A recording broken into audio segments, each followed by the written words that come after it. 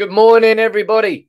Erik Ten Hag, is he perfect for Manchester United? That is going to be the main topic of this morning's live stream here on the 4th of November, a Thursday. Tomorrow's getting that sweet Friday feeling. How are we all doing?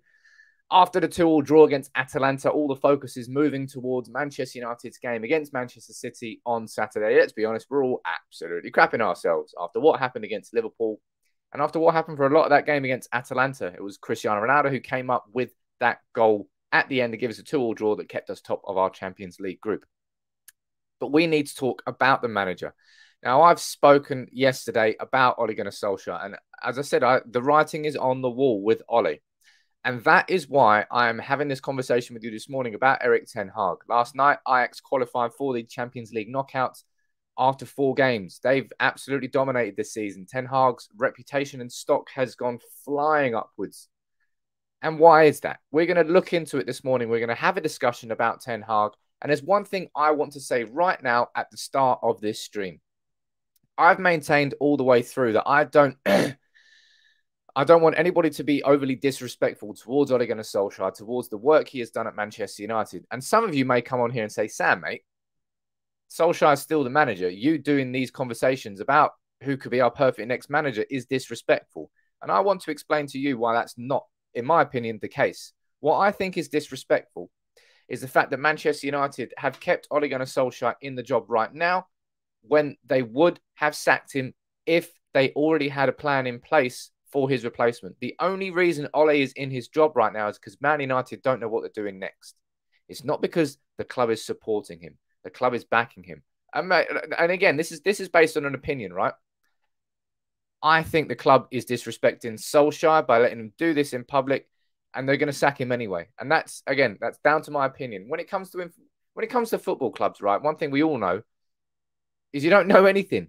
You have to make your opinions judged on who you believe, what journalists to believe, the information they're all been feeding.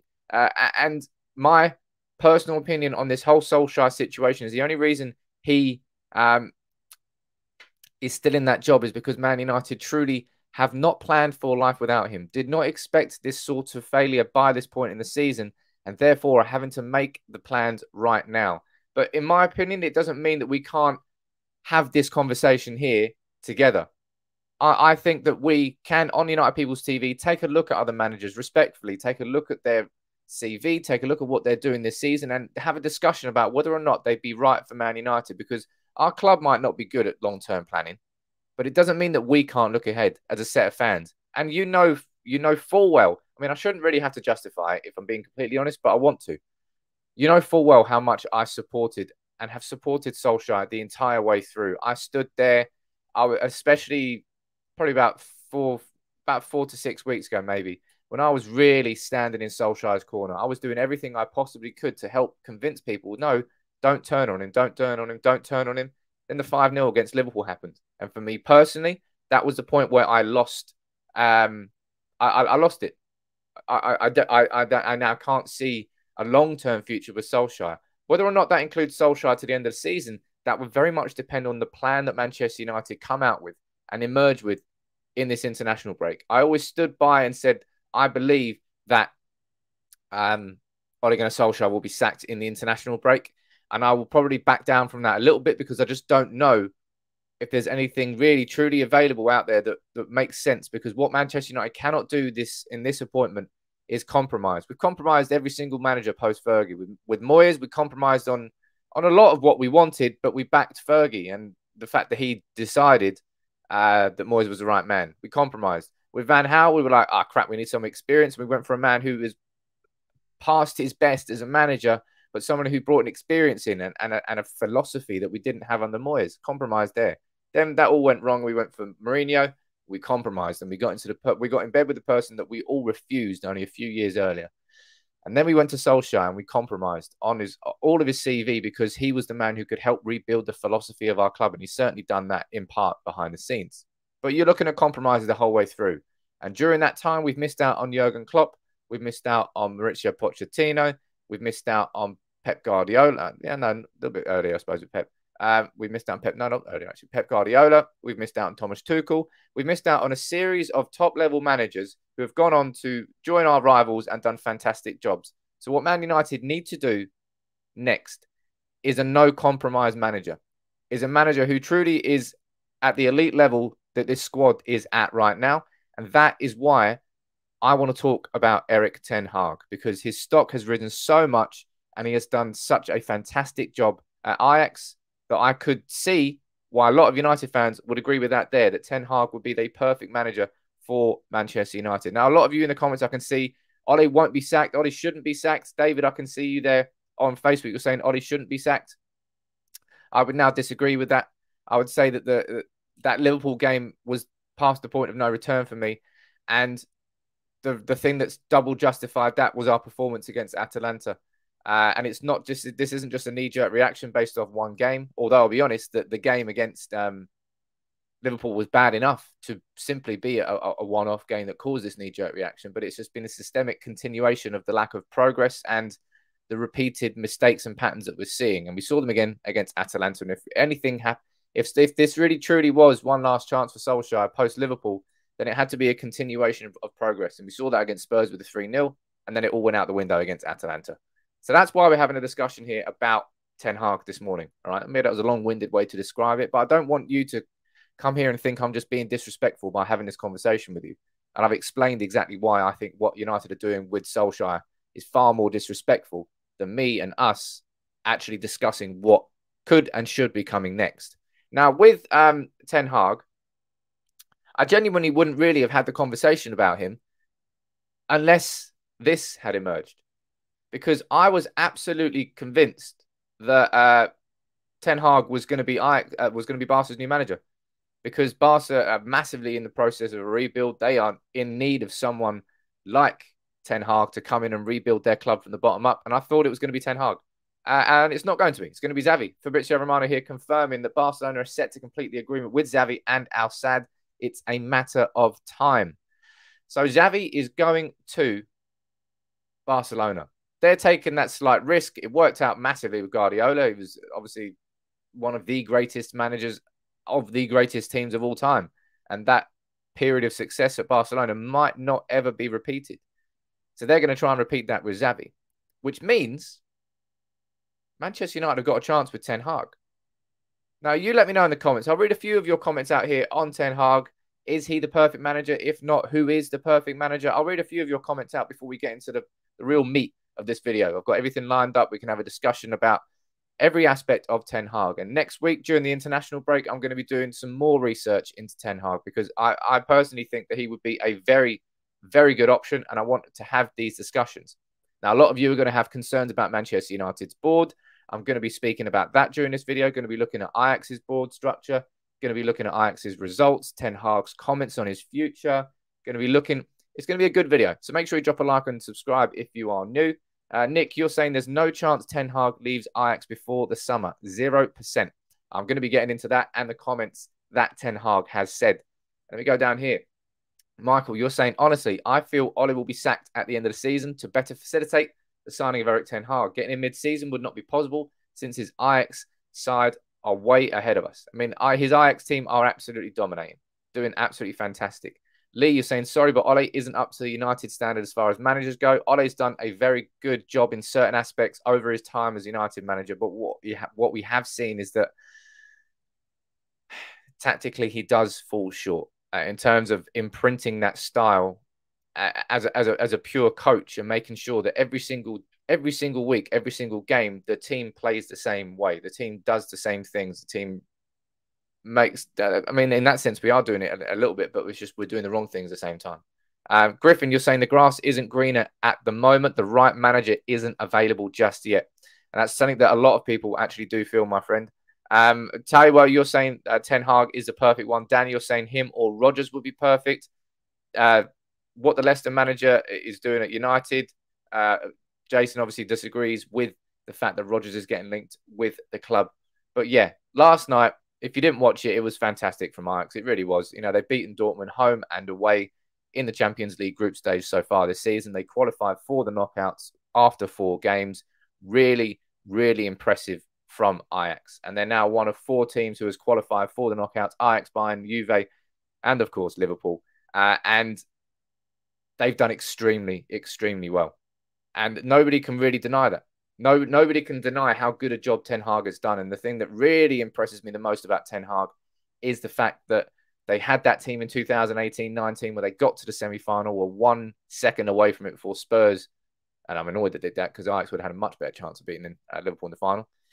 Spurs went through and they had that team with De Ligt, with Frenkie de Jong, with Donny van der Beek, and it got ripped apart. And look at Ajax now, only a couple of years later, with the same manager, refreshed, renewed, regenerated, and looking as strong as ever. And that's a real testament to the work that Ten Hag has done. Arjan, you're saying Ten Hag was a reserves coach at Bayern when Guardiola was at Bayern, but you think Ajax suits him better because of how the club is set up. That's a very good point, Iron. And as I said, I'm going to be speaking about the board structure at Ajax and why that is a bit of a fear of mine with Ten Hag. And that's something that we absolutely have to discuss during this video. But when it comes to Ten Hag, this is what he said after the game yesterday. He speaks very, very well as well. He said, Ten Hag, we want to get far. And if you want to get that far, you have to criticize. It's better to criticize after a victory than it is to criticize after a defeat. He does talk the talk and he does walk the walk. I would say he carries himself extremely well. Personally, that's one of the things I've been most impressed about when I've been following Ten Hag this season. His character. Character is a right or wrong word. Charisma, the way he, as I said, the way he carries himself in front of the press. He's very consistent in his. I just like the way he speaks, and maybe that's not important. Maybe that's insignificant, but I personally think it's quite important. Aya, you're saying it's the Dutch league. I'd rather keep Ole than get another experimental coach. Conte would have been the perfect manager, but our board is incompetent. If you're looking at perfect managers, you cannot use the word Conte in that context. And if you're looking at Ten Hag and you're calling him an experimental coach and saying it's only the Dutch league, well, you've walked straight into a trap that I set for you then, my friend, because these are his results that he has got over the last few years with that Ajax team. He's beaten Real Madrid in the Bernabeu. He's beaten Juventus away. He's beaten Spurs away. He's beaten Chelsea. He's drew against Chelsea away. Beaten Dortmund away. Drew against Bayern away. Valencia, Lille, Sporting. He has got a phenomenal record against a lot of teams, a lot of top teams. And I understand that it is the Eredivisie. And we can't get overly excited at the pure dominance there. But when it comes to European football, he reached the semi-final in 2018-19. He's now qualified for the knockouts after 4 games in this campaign, and they look absolutely fantastic. You can't just say that we have to rule Ten Hag out because he's only at Ajax. He's only at Ajax. It's only the Dutch league. That would be very, very unfair to him. And I think it's probably this. This is probably why his stock has gone up so much. It's not really that he's doing so well in the Eredivisie, which I will be speaking about. But look at that in the Champions League.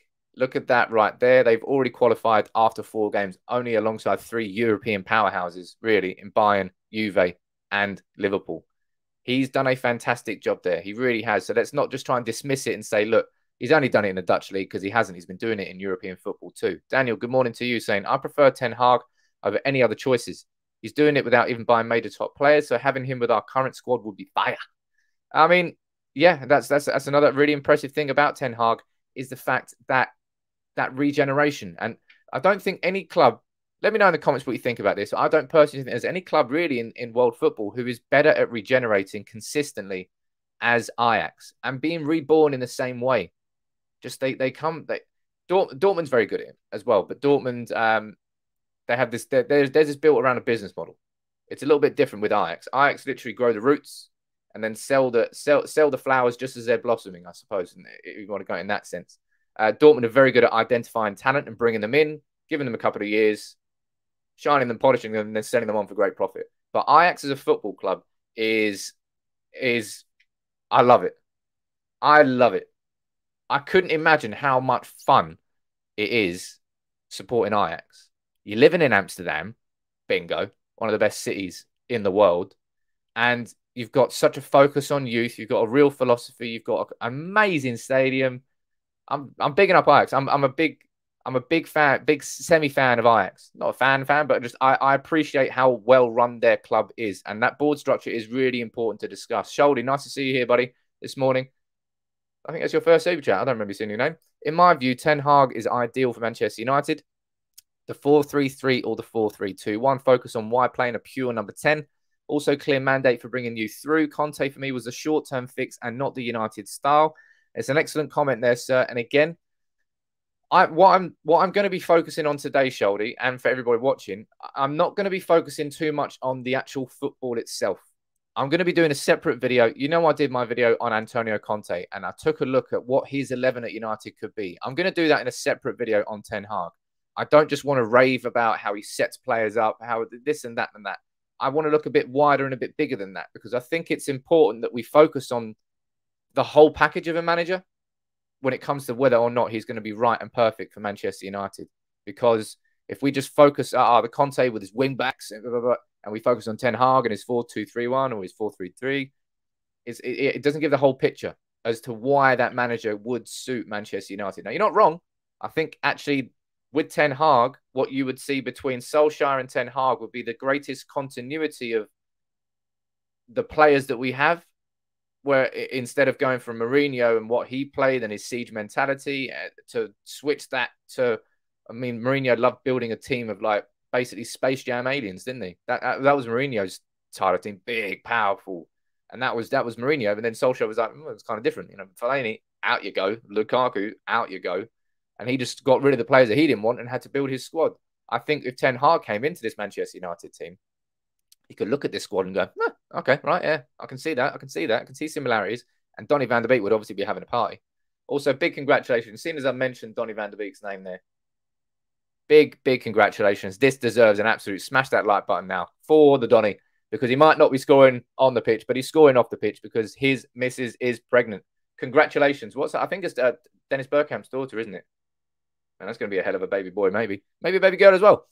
Congratulations to Donny. And I want to say to Donny, I've not seen a player carry himself so well through such a continued frustration as Donny van der Beek. Donny van der Beek has every right to be a dick, really, to be a complete dick, but he's done nothing but present himself properly, keep his head down, work hard, do everything he possibly can for his opportunities. And I might not have spoken about it, but his cameo there in the last few minutes against Atalanta was impressive. And he still got that desire to take hold and grasp every opportunity that he gets. And it is, quite frankly, ridiculous how he has been treated. I completely agree with you on that. And I'm somebody who's praised Ole Gunnar Solskjaer for his man management. He is a definite exception to that rule. And I would say probably the mistake to leave Eric Bailly on the bench for Leicester was a huge mistake that Solskjaer made too. But I want to say big congratulations to Donny. I really hope that whatever happens next, whether that's Ten Hag coming to Manchester United and Donny becoming the player that we always wanted him to be, or whether that's Donny van der Beek leaving Manchester United and going on to have a stellar career elsewhere, I just wish him the best. As I said, I think that's why fans have always stuck by him, because of how he's carried and presented himself. There's other people that do it very, very differently. Angel Di Maria, Alexis Sanchez. There are players who are dicks when things aren't going their way. He's a complete opposite. So I want to say all credit to him, and that's down to his own philosophy, I suppose, and how he carries himself. Now, back to Ten Hag. The big question here is, would Ten Hag leave Ajax during the season? Do you think there's any chance of that, yes or no? Now, the obvious reason to say yes is that, yeah, man, of course, like if Man United go in and we offer enough money to Ajax, then we will pull him away. And I probably think that is the only way it could happen. But if we have a look here at what Ten Hag has said about his future, this was from an interview only last month. He said, "There is no reason for me to think about leaving Ajax anytime soon. I'm very happy at Ajax and I give everything for the club every day. I know you can't plan anything in football, but you have to make an exceptional and extraordinary offer if I want to change my plans." So this is the situation that Manchester United find themselves in. And this should be the conversation, in my opinion, that's going on at Manchester United's board. I don't personally feel that Ten Hag will walk away from Ajax during the season. I think they've got a genuine opportunity here to win the Champions League. anything can happen in the Champions League. We know that. And Ajax looking like such a phenomenally dominant team. And I don't think it's taken Ten Hag, 2-3 seasons to rebuild to this point. And I don't think he'd want to walk away from that. It's like him walking away on his own hard work to get to this point. So I personally think that Erik Ten Hag is going to be staying there until the end of the season, which begs a different question, which begs a what do United do between November and August question, which is, as I said, it's kind of easy to have, I say easy, it's not easy. It's easier to have these discussions about whether Ten Hag's the right manager or not, about whether or not Ten Hag is perfect for United. What's more difficult is if that is correct and the answer, then you get what do we do until then? It's really confusing. Well, I will say in the comments, I swear to God, stop arguing in the comments. For real, it's distracting and it's pointless. I'm just going to start banning you from the channel if you're going to do it now, because it's annoying me. So stop doing it. Seriously. We're here for conversation, not for little bitch fights. All right? So stop it in the comment. Now, if we have a look here at what Ajax have been doing this season, it's fantastic. It really, really is. Let's go down and look at their results. Their results here in the Champions League. Look at this, man. 4 games. They've won all 4. 14 goals scored and 2 goals conceded. And that includes 2 wins over Borussia Dortmund. It might be an easy group on paper because they've got Sporting Lisbon, Borussia Dortmund, Besiktas. Simple as that. But it's still a fantastic bit of work, all right? So you can't discredit Erik Ten Hag and what is going on there. And then if you look at how they've done in the Eredivisie this year, I mean, they're kind of taking the piss. It looks like Sunday League, doesn't it? Played 11, won 8, drawn 2, lost 1, 37 goals forward and 2 goals conceded. Legitimately, that is Sunday League sort of standard, where there's one team who's just dominant against the rest of the players, the rest of the teams in the league. But again, it's fantastic. It's absolutely fantastic. And you have to give credit to Ten Hag for that. Now, that's a good point there. Sporting are decent as well. Yeah, you're right. But this is probably the biggest concern I think a lot of you have about Ten Hag and whether or not he could be the right man for Manchester United and whether or not Manchester United would be the right club for him. And that goes down to the board structure, because obviously a big part of the success, and not only the success of Erik Ten Hag, but the ability for Erik Ten Hag to have success in 2018-19 and for us to now be having a conversation 3 years later where he survived losing his best players to get back to this position. That's because of the stability that the club and the board structure offers him. And that's where it differs between the organisation of Manchester United and the organisation of Ajax. And Rory, you're saying Ten Hag is the perfect manager for me, but our club is so poorly run, I don't think he'd be as successful as he would elsewhere. And that's when it comes to the support that the manager has. And that's why we need to quickly take a look here at the organisational structure of Ajax to understand how is it that he has been so successful. And here there's four key members that I want to speak about. And they've all got different roles, and they're all, I mean, no, they're not specialists in their roles, but they're perfect for their roles. If you go down and you start with Erik van der Sar, and we all know Erik van der Sar, the chief executive of Ajax, is somebody that so many people would love to see come to Manchester United. But let's be completely honest, ladies and gents, I don't think he's going anywhere away from Ajax. And why would he? He's done an absolutely outstanding job there, and he continues to do so. And the thing about Erik van der Sar is, of course, at Manchester United, he played so many games for us. He's played so many games for Ajax. You can see that the footballing links that he's got. But it's not just about football with Erik van der Sar. When he left, look at that. He got a master's degree in sport management at the Johan Cruyff Institute. Then he went on to become the marketing director at Ajax. Then he went through to become managing director, chairman of the board, all the way up to him becoming chief executive. He has done all the groundwork. He's done all the legwork. He's put in all the years to get to this point where Erik van der Sar now is a very, very good chief executive who not only has footballing experience, but also has the knowledge inside the field through his master's degree, through his years working as marketing director and managing director. He's done a fantastic job to get to this point, right? It's great. And that's why he's done so well. And that's why he will always be revered as probably one of the best chief executives in football. And obviously his affiliation there to Ajax is a big part of it as well. So Edwin van der Sar is a massive reason why the success of Ajax can be repeated. It's a massive reason why they were able to get to where they were in 2018-19. Obviously, that was a few years ago, so he wasn't as important as he was now. But their ability to go from where they were in 2018-19 to be where they are now, Van der Sar has played a big, big role. Lindor, Sam, stop comparing United to Ajax. I'm not comparing United to Ajax. I'm not even slightly. It's literally incomparable. Looking at anything behind the scenes at the club of Manchester United and Ajax is like, it's impossible. It's impossible. And I don't think this is... It is a dream scenario for United to be like Ajax. And I'm not sitting here trying to compare to Ajax. But why can't our club be run like that? We know why. It's because the Glazers own us. But it doesn't mean we can't look at it. Now, as I said, this is where we differ. Because you've got Susan Lenderink, who's down as a finance director.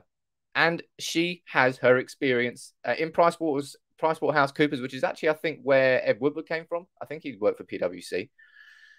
But she's a finance director. She's working inside her field. That's the big difference. And then you go down here and you see, what's his name? His name is not Mark Overmars. I'm speaking to him next. Menno Gielen, who's the commercial director. And again, he's got experience inside that field. So you've got two main people there. One is a commercial director, Menno Gielen, and you've got Susan Lenderink working as a finance director, and both of them are experts inside their field. And that's where the big difference is, because Manchester United had that in Ed Woodward, and that's when he stayed in his lane and worked as a commercial director, and it worked. Very, very good. United, huge growth inside that area. It's the business department is run by business people. What Manchester United have failed to do is appoint football people for the football positions. And they've allowed Ed Woodward to worm his way in. Not worm his way in. He's been put there because he's the Glazers' lapdog. And Richard Arnold will continue to be the Glazers' lapdog. And yeah, it's my biggest fear that something like this, it's not my biggest fear. It's the truth, really. I don't think anything like this can become a reality at Manchester United until the Glazers don't own our club. The polar opposite of what they want is what Manchester United fans want. And that huge disconnect between what we want and what the Glazers want, it's forced us to this situation where we keep dropping and switching between managers. And yeah, it's frustrating. It's really frustrating when you see how well run a club of Ajax's size is and you think Manchester United deserve that. We deserve to be run like that. And we're not. And I think all of you, I'll be honest, I think you're right to have the fears that Manchester United wouldn't be as successful a place for Erik Ten Hag as it would be at Ajax because of that lack of support he's got inside the board. Now, Mark Overmars, of course, is there as well. He's down as a director of football, so our equivalent is John Murtough.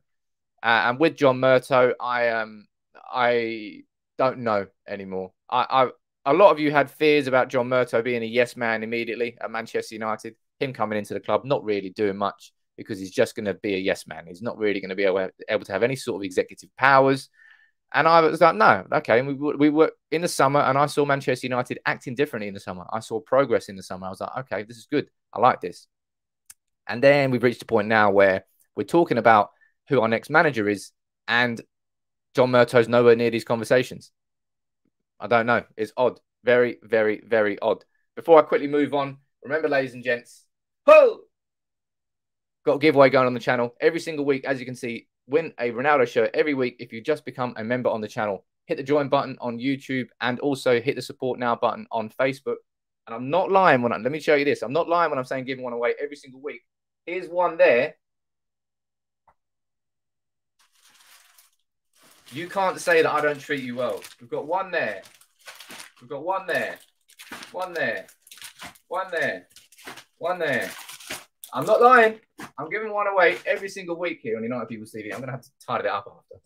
But look, it's my way. It's my way of giving back to you. It's my way of saying thank you for helping this community that's getting built. And it's going to be won every single week up until Christmas. And we've got another 210K giveaway that I'm going to announce tomorrow on the channel. So make sure you join in the live stream in the morning. But yeah, if you'd like to be in with the chance of winning that, hit the join button on YouTube or hit the support now button on Facebook, or there's a link in the description on both. It's your chance to get one. Aurora, have you got any Ajax jerseys? Jeez, I might need to buy one. No, I don't. Nick, Ajax's philosophy in a nutshell, thanks to Cruyff, put ex-players in key positions at the club. They know what is needed because they have been there themselves. Yeah, well, it's not wrong. It's just that the powers that be at Manchester United are ultimately jar against that philosophy. I think every single football club would ultimately like that, would ultimately love that. But if you're looking at, I don't know, the influx of foreign owners inside the Premier League has caused distorted visions and philosophies to ultimately be thrown out the window for pounds and pound signs and big transfers and big money.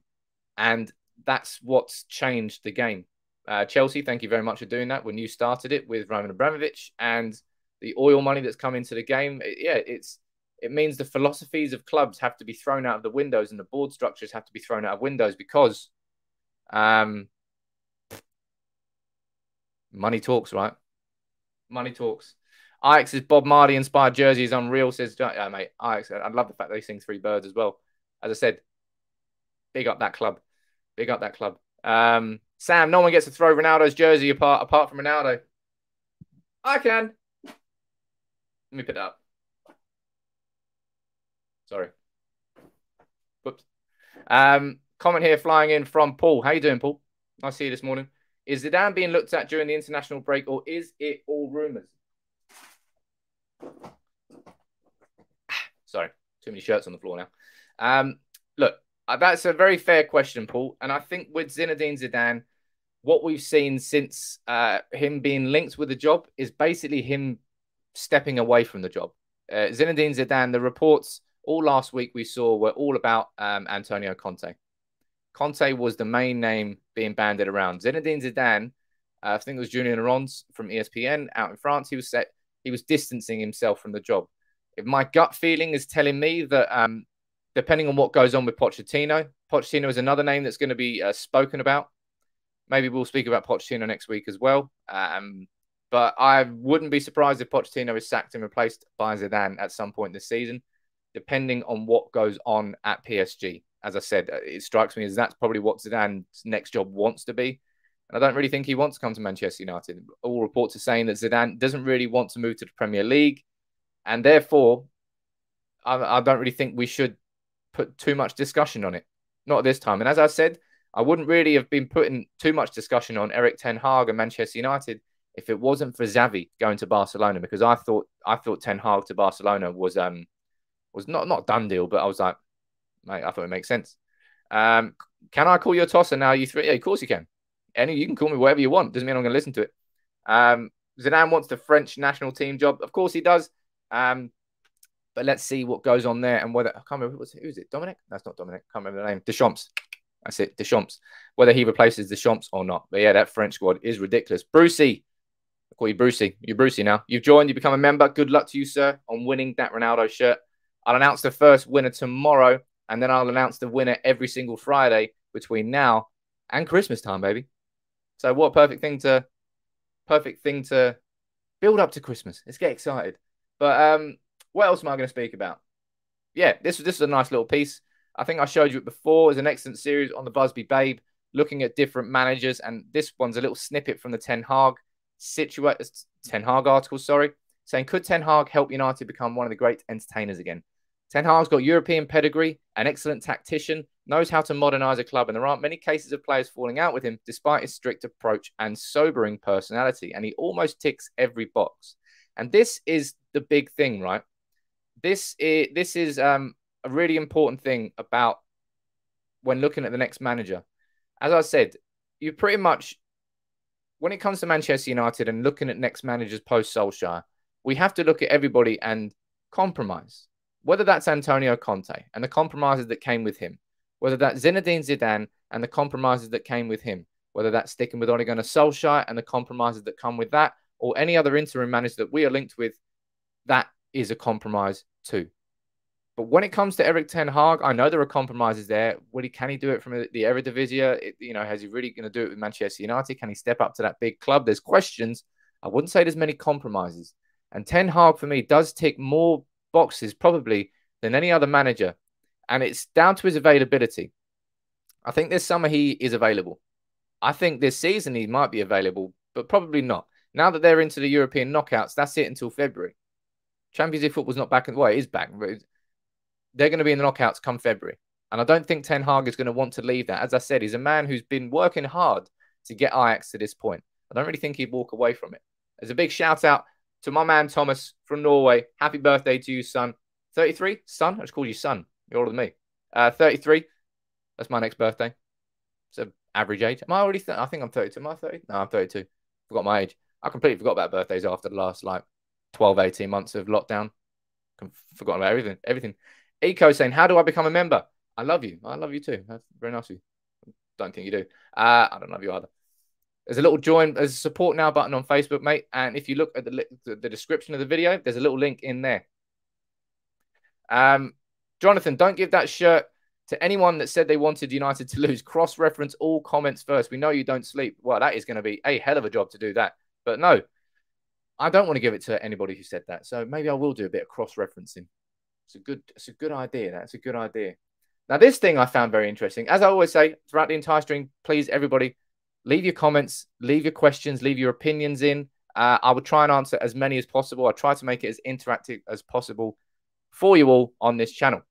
Thomas, you're saying, has Ten Hag faced anything resembling the pressure of Manchester United? I'm 35 on the 17th. Congrats on the birthday, mate.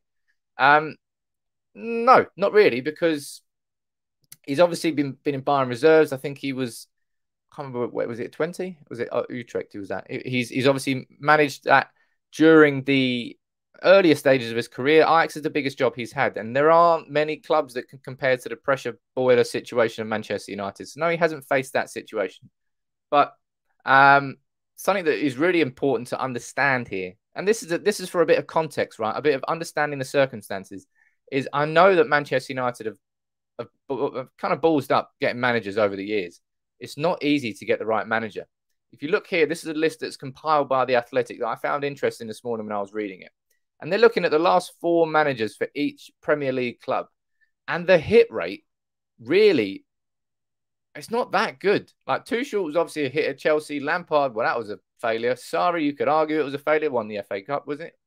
Conte was a success. Liverpool, Klopp, success. Rodgers, I would say success. Dalglish, bleh. Hodgson, bleh. Guardiola, obviously success. Pellegrini, Mancini, that's it. But you go down this list, right? I don't need to run through every single team.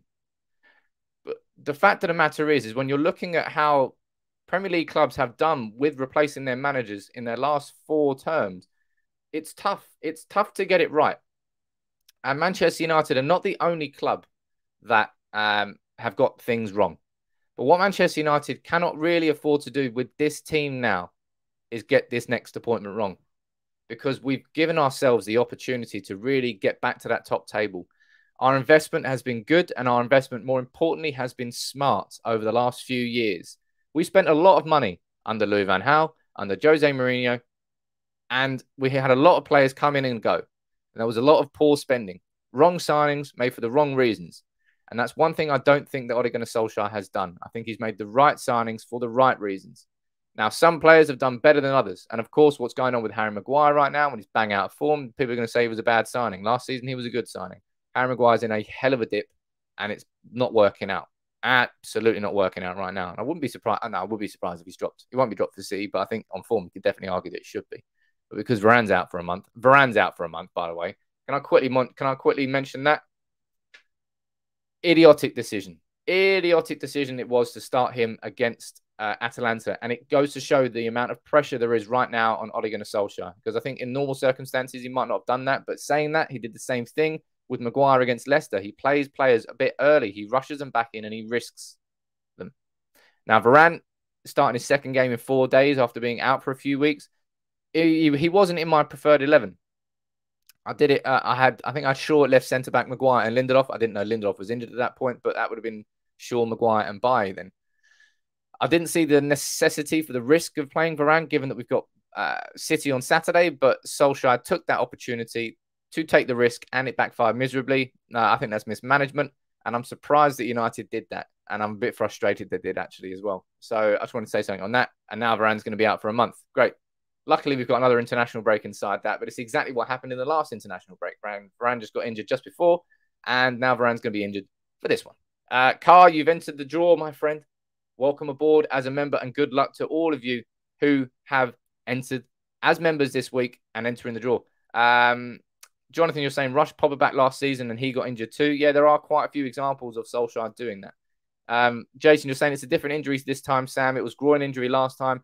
I don't care whether it was the same injury or not. It's the fact of the matter is when you're not 100% fit, you're far more susceptible to getting any other injuries. You might overstretch in a certain direction and because you haven't been training fit properly. So his hamstring might not have been the same injury as last time, but because he wasn't 100% match fit, it means his hamstring wasn't 100% fitness. And therefore, you're taking a risk by putting him back in and risking other injuries from happening, which is exactly what went on there.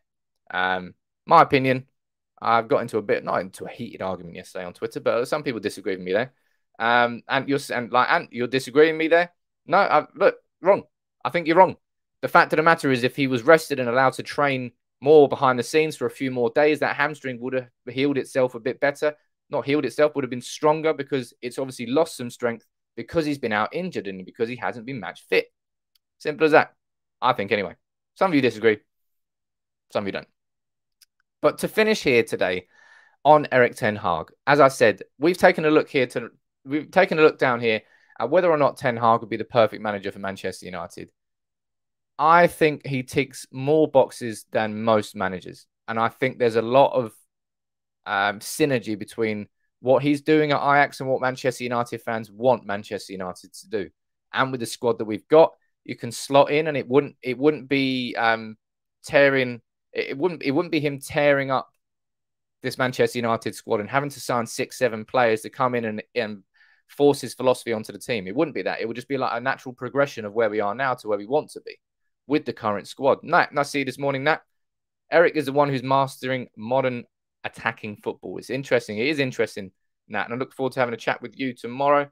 But look, Erik Ten Hag, as I said, during the international break, it's my intention to do quite a bit of content on Ten Hag. I want to really go into the depth of it. I want to look at the full story of how these last few years have gone for Ten Hag at Ajax and look at all the comments that he's been saying.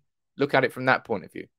And I also want to do a look at what Ten Hag's Manchester United 11 could look like in a separate point of view. I want to try and speak to an Ajax fan or an Ajax based journalist, and hear everything from that point of view. If there are any other videos you'd like me to do on Ten Hag, you let me know on Twitter. My DMs are always open at @SamPeoples_. But the question I suppose I've got to do on top of that is, if I'm going to have a conversation about Erik Ten Hag and we're all under the same real opinion that Ten Hag's probably not going to leave Ajax before the summer, then what's going to happen between now and the summer? And we need to look at options there, because Ole Gunnar Solskjaer staying in the job is one of those options, all right? Now, thank you all very much for joining in this morning. I hope you enjoyed it. Ten Hag, he's done a stellar job at Ajax, and whether or not it's Manchester United that goes in for him, somebody will go in for him. I didn't think we would have any chance. I genuinely thought that it was going to be Ten Hag going to Barcelona, but it looks like Xavi's going there, gives United the opportunity. And given that we've missed out on Poch, Tuchel, Klopp, Guardiola, all these top-level managers over the years, recent years anyway, can we really afford to do the same thing again with Ten Hag and let him go somewhere else? Or is now the time for United to jump in and get Ten Hag? You let me know what you think in the comments below. As I said, there's going to be plenty more Ten Hag content coming this week. Tomorrow, it's going to be a big day. You best be joining in the morning. I'm going to be doing the announcement for this giveaway. Jeez, I can't find the back of it. Ba-da-ba. So this giveaway is getting announced tomorrow. The winner for that one. I'm going to be announcing the new giveaway for 210k, and also going to be announcing the start of the giveaway for this one. Jeez, I'm giving away things left, right, and center. But thank you all very much for joining in. Thank you all very much for your comments, for all joining in as members, and for your super chats as well. I will catch you tomorrow morning. I'm going to be here at 1 o'clock today. I'm aiming for 1 or 2. I'm going to do my predicted 11 and my preferred 11 for the City game of the weekend. Because all this talk about manager, we've got City on the weekend. Jeez, it's going to be a big one. Right, so everybody, take it easy. And I'll see you tomorrow live in the morning. And you'll be here later on today to watch the live starting 11 video. Make sure you drop a like on the video and subscribe if you're new. Take it easy.